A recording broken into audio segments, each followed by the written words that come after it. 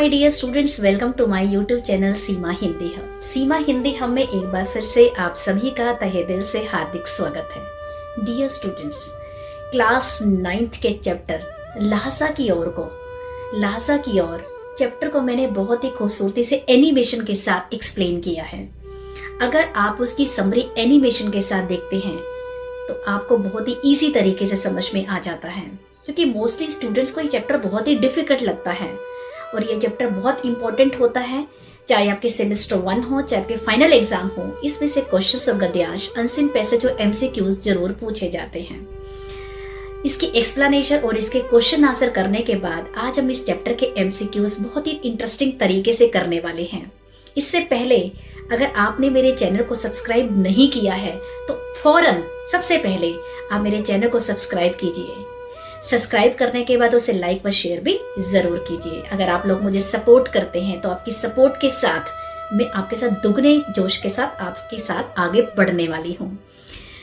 राहुल सांकृत्यन है इसके लेखक है। हमारे पाठ का नाम है, हमारे लेसन का नाम है लहसा की ओर, और इसके लेखक है श्री राहुल सांकृत्यन जी, जिसपे उन्होंने तिब्बत की राजधानी लहसा का बहुत ही खूबसूरती से वर्णन किया है। वहां का कल्चर, वहां की संस्कृति, वहां के लोग, वहां जो उन्हें सुमति बौद्ध भिक्षु मिले जिनकी वजह से उनका रहना बहुत आसान हो गया, उस पूरा वर्णन जो है इस लेसन में दिखाया गया है। तो चलिए बिना किसी देरी के वीडियो की शुरुआत करते हैं। क्वेश्चन है, इस पाठ में किस मार्ग की बात की गई है? आप देखिए, जब हम लेसन की शुरुआत करते हैं तो उसमें बताया जाता है कि ये नेपाल से तिब्बत जाने का मुख्य रास्ता है। तो हमारे ऑप्शन देखिए क्या क्या है। दिल्ली से मुंबई जाने वाले मार्ग की, नेपाल से तिब्बत जाने वाले मार्ग की, भारत से भूटान जाने वाले मार्ग की, या फिर नेपाल से पटना जाने वाले मार्ग की। तो हमारा राइट आंसर है नेपाल से तिब्बत जाने वाले मार्ग की, क्योंकि हमारे लेसन की शुरुआत यहीं से होती है कि यह नेपाल से तिब्बत जाने का मुख्य रास्ता है। हमारा सेकंड क्वेश्चन है, नेपाल और तिब्बत मार्ग का क्या महत्व है? कि नेपाल से तिब्बत जाने का मुख्य रास्ता है। दूसरा है कि यहाँ जो है सैनिक रास्ता भी है, यह एक व्यापारिक मार्ग भी है, और इसमें जो है सभी चीजें इन्होंने इंक्लूड की हैं। तो ऑप्शन की तरफ बढ़ते हैं। पहला है नेपाल से तिब्बत जाने का मुख्य रास्ता, बिल्कुल करेक्ट है कि नेपाल से तिब्बत जाने का मुख्य रास्ता है।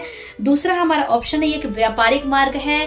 तीसरा है एक सैनिक मार्ग है, या फिर सभी। तो हमारा राइट आंसर क्या है? उपर्युक्त सभी। थर्ड क्वेश्चन की तरफ बढ़ते हैं। नेपाल तिब्बत मार्ग पर फौजी चौकियां और किले क्यों बने हुए हैं? क्यों? क्योंकि पहले ये सैनिक मार्ग था। तो आप ऑप्शन की तरफ बढ़ते हैं। सुरक्षा की दृष्टि से यहाँ भारत चीन का युद्ध हुआ था। तीसरा हमारा ऑप्शन है पहले ये सैनिक मार्ग था, या फिर उपर्युक्त सभी। तो हमें पता है कि पहले यहाँ सैनिक मार्ग था, और सैनिक मार्ग होने की वजह से जो है यहाँ पे फौजी चौकियां और किले बने हुए थे, जिनकी तादाद अब लगभग समाप्त हो चुकी है, और किसानों ने यहाँ पर अपना बसेरा बना लिया है। आजकल फौजी मकानों की क्या दशा हो गई है? लेखक ने पूछा कि आजकल जो वहां पर फौजी मकान थे, आज उनकी स्थिति क्या है? लेखक कहते हैं कि वहां पर किसानों ने अपना बसेरा बना लिया है, जो कि लेसन में बताया गया है। तो चलिए ऑप्शन की तरफ बढ़ते हैं। आजकल फौजी मकान की क्या दशा है? वे गिर चुके हैं, उनका नव निर्माण किया गया है, उन्हें ध्वस्त कर दिया गया, या फिर ये पहले जैसे हैं। तो वही कहते हैं कि जो फौजी मकान थे वो बिल्कुल गिर चुके हैं, और वहां पर किसानों ने अपना बसेरा बना लिया है। तो हमारा राइट आंसर है फर्स्ट, वे गिर चुके हैं। हमारा नेक्स्ट क्वेश्चन, दुर्ग में किसने बसेरा बना लिया है? जो मैंने अभी आपसे बात की, दुर्ग में किसने बसेरा बना लिया? फौजी मकान वहां पर पहले हुआ करते थे, लेकिन अब वहां किसानों ने रहने के लिए अपना बसेरा बना लिया है। तो हमारे ऑप्शन थे जवानों ने, किसानों ने, पक्षियों ने, या जंगली जानवरों से। तो हमारा राइट आंसर क्या? हमारा राइट आंसर है किसानों ने। हमारा नेक्स्ट क्वेश्चन है, तिब्बत में यात्रियों के लिए क्या होता है? लेखक कहते हैं कि तिब्बत में यात्रियों के लिए तकलीफें भी हैं और आरामदायक चीजें भी, जो वहां पर छुआछूत का भेदभाव नहीं है, और चोरी के डर से लोग भिखमंगों को अंदर भी नहीं आने देते, नहीं तो बेझिझक घरों में जा सकते हैं। ऑप्शन की तरफ बढ़ते हैं। ठहरने के लिए धर्मशालाएं, देखने के लिए दर्शनीय स्थल, बहुत सी तकलीफें और कुछ आराम की बातें। तो ये हमारा राइट आंसर है, बहुत सी तकलीफें और कुछ आराम की बातें। तिब्बती समाज की क्या विशेषता है? यहाँ जाति पाति का भेदभाव नहीं है, या छुआछूत नहीं है, और यहाँ औरतें पर्दा नहीं करती, या फिर सभी। ये सभी चीजें हैं कि यहाँ पर छुआछूत नहीं है, औरतें पर्दा भी नहीं करती, और यहाँ पर जाति पाति का कोई भी भेदभाव नहीं है। तो हमारा राइट आंसर है उपयुक्त सभी। नेक्स्ट है, भिखमंगों को लोग घर के भीतर क्यों नहीं आने देते? तो लेखक यही कहते हैं कि चोरी के डर से भिखमंगों को घर के अंदर आने की इजाजत नहीं है, नहीं तो आप बेझिझक घरों के अंदर भी जा सकते हैं।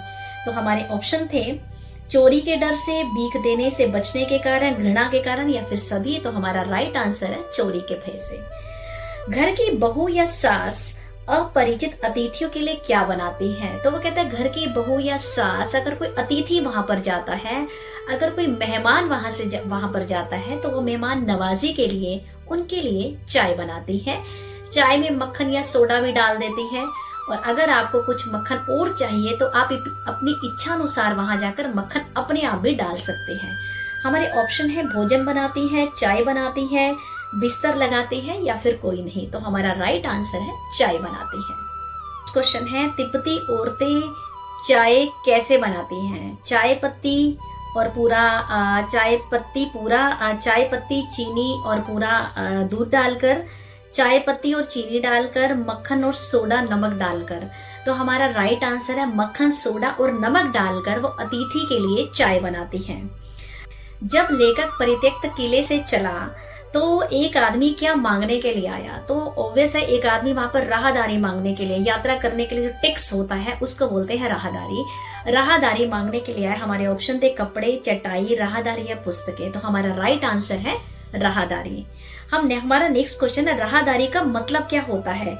यात्रा का खर्च, यात्रा की सुरक्षा, यात्रा करने का कर, या फिर कोई नहीं। तो इसका मतलब होता है यात्रा करने का कर, कि अगर आप यात्रा कर रहे हैं तो उसके लिए आपको टैक्स देना पड़ता है, उसको बोलते हैं राहदारी। हमें किस वेश में था? तो पहले भारतीयों को तिब्बत जाने की आजादी नहीं थी, तो जब वो भद्र वेश में गए थे, उन्हें तिब्बत जाने के लिए तिब्बत तो चले गए थे लेकिन उन्हें रहने की जगह नहीं मिली थी। और जब वो दूसरी बार वहां पर गए तो वो भिखमंगे के वेश में गए थे, और वहां पर उन्हें रहने के लिए उचित स्थान भी मिल गया था। हमारे ऑप्शन है भिखमंगे के वेश में, सैनिक के वेश में, राजा के वेश में, या साधु के वेश में। तो हमारा राइट आंसर क्या है? हमारा राइट आंसर है भिखमंगे के वेश में। अगला है कि लेखक कितने वर्ष बाद वापिस आया? 2 वर्ष बाद, 3 वर्ष बाद, 4 वर्ष बाद, या 5 वर्ष बाद। हमारा राइट आंसर है कि लेखक 5 वर्ष बाद, 5 साल के बाद वापिस आया। यात्रा से वापस लौटते समय लेखक किस गांव में ठहरे थे? गांव में कहाँ ठहरे थे? गांव में कौन सी जगह पर ठहरे थे? हमारे ऑप्शन है मंदिर में, गांव की चौपाल में, मुखिया के घर में, या फिर हमारे ऑप्शन है गांव के सबसे गरीब झोपड़े में। तो ये लेसन में बताया गया है कि जब वो थोंगला के आगे पहुंचे तो उन्हें रहने के लिए स्थान मिला, एक गरीब झोपड़े में उन्हें रहने के लिए उचित स्थान मिल गया था। तो हमारा राइट आंसर क्या है? हमारा राइट आंसर है गांव के सबसे गरीब झोपड़े में। हमारा नेक्स्ट क्वेश्चन है, तिब्बत में डांडा किसे कहते हैं? डांडा होता है ऊंची जमीन जिसको बोलते हैं, उसको डांडा कहा जाता है। हमारे ऑप्शन है ऊंचे पर्वतों को, पठारों को, घाटियों को, या पहाड़ों के समीप ऊंचे स्थलों को, ऊंचे स्थानों को। तो ऊंची जमीन जो होती है, जो पहाड़ों के ऊपर होती है, पहाड़ों के सीमांत ऊंचे स्थलों को हम क्या कहते हैं? डांडा कहते हैं। डांडे तिब्बत में कैसी जगह है? तो कहते हैं डांडे तिब्बत में सबसे खतरे की जगह है। क्यों? क्योंकि वहां पर डाकू लोग रहते हैं, क्योंकि काफी ऊंचाई पर है, और वहां पर अगर कोई यात्री वहां से जाता है तो डाकू सबसे पहले उसको मारते हैं, फिर उसका धन और माल लूट लेते हैं। हमारे ऑप्शन है सबसे सुरक्षित, सबसे खतरे की, सबसे सुंदर। हमारा राइट आंसर है सबसे खतरे की जगह है। नेक्स्ट हमारा क्वेश्चन है, डांडे डाकुओं के लिए सबसे सुरक्षित जगह क्यों है? क्यों? क्योंकि वहां की सरकार कोई एक्शन नहीं लेती, इन खुफिया विभागों पर कोई खर्च नहीं करती। हम ऑप्शन की तरफ बढ़ते हैं। यहाँ उन पर पलटवार करने वाला कोई नहीं होता। पलटवार करने वाला मतलब उन पर हमला करने वाला कोई नहीं होता, या हत्या डकैती करते देखने वाला कोई नहीं होता, कि सरकार इंटरफियर नहीं करती वहां पर जाकर, उन्हें या अपनी सुरक्षा का कोई खतरा नहीं होता, और या फिर सभी। तो हमारा राइट आंसर है उपयुक्त सभी। नेक्स्ट क्वेश्चन है, तिब्बत में कौन सा कानून नहीं है? तो हमने लेसन में पढ़ा है कि तिब्बत में हथियार का कानून नहीं है। हथियार का कोई कानून नहीं है, यातायात का, सुरक्षा का, हथियार का, या फिर इनमें से कोई नहीं। तो हमारा राइट आंसर है हथियार का कानून। डाकू यात्रियों को लूटने से पहले मारते क्यों हैं? यह डाकुओं की परंपरा है, डाकुओं को इसमें आनंद आता है या फिर उन्हें यात्रियों से अपने प्राणों का खतरा होता है? तो डाकू को पहले, अगर कोई यात्री वहां से जाता है तो डाकू को अपना भी खतरा होता है कि कहीं वो मुझ पर हमला ना कर दे, इससे पहले ही वो वहां के यात्रियों को मार देते हैं। तो हमारा राइट आंसर है उन्हें यात्रियों से अपने प्राणों का खतरा होता है। हमारा नेक्स्ट क्वेश्चन है, तिब्बत की जमीन किस में बटी है? तो हमें पता है तिब्बत की जमीन, हमारे ऑप्शन है किसानों में, जागीरदारों में, सूबेदारों में, जमींदारों में। तिब्बत की जमीन जागीरदारों में बटी है। हमारा नेक्स्ट क्वेश्चन है, जागीरदार को खेती के लिए मजदूर कैसे मिलते थे? बहुत सस्ते, बहुत महंगे या बेगार में? तो उन्हें मजदूर बेगार में ही मिल जाते थे, लेसन में बताया गया है। मठ की खेती का इंतजाम देखने के लिए किसे भेजा जाता था? किसी बौद्ध भिक्षु को भेजा जाता था जो भिक्षु था। हमारे ऑप्शन थे मजदूरों को, चौकीदारों को, मालिकों या किसी भिक्षु को। तो हमारा राइट आंसर है किसी भिक्षु को। नमसे कौन था? शेखर विहार की खेती का मुखिया था। यही हमने पढ़ा है कि शेखर विहार की खेती का मुखिया होता है जो नमसे होता है। हमारे ऑप्शन है गांव का मुखिया, शेखर विहार की खेती का मुखिया, शेखर विहार का चौकीदार या शेखर विहार का रसोइया। तो हमारा राइट आंसर है शेखर विहार की खेती का मुखिया। तो ये थे हमारे MCQs question answer. I hope कि आज सभी को question answer, MCQ question answer बहुत अच्छे से तरीके से समझ में आए होंगे। तो आपने इस लेसन के एमसीक्यूज को बहुत ही अच्छे तरीके से लर्न करना है, क्योंकि 5 नंबर के क्वेश्चन जो एमसीक्यूज होते हैं वो ज्यादातर इसी लेसन में से पूछे जाते हैं। तो ये एमसीक्यूज, इसके अलावा आप इस लेसन के वर्ड मीनिंग भी लर्न कर सकते हैं। वर्ड मीनिंग ज्यादा से ज्यादा एक ही पूछा जाता है, लेकिन एमसीक्यूज जो आपको बताए गए हैं, जो आप स्क्रीन पर देख पा रहे हैं, उनके आंसर भी साथ के साथ लिखे हुए हैं। तो जब आप इन एमसीक्यूज को अच्छे से लर्न करते हैं तो आपका सिंगल मार्क का डिडक्शन होने के भी बहुत ही कम चांसेस होते हैं, क्योंकि अगर आप वन वर्ड आंसर में से लर्न करते हैं तो आपके लिए लिखना बहुत ज्यादा इजी हो जाता है, उसे समझना बहुत इजी हो जाता है। तो दोस्तों, अगर आपको मेरा ये वीडियो पसंद आया हो तो मेरे चैनल को सब्सक्राइब जरूर करें और इसे लाइक व शेयर जरूर करें। तो चलिए अब आपसे मिलते हैं अपने अगले वीडियो में।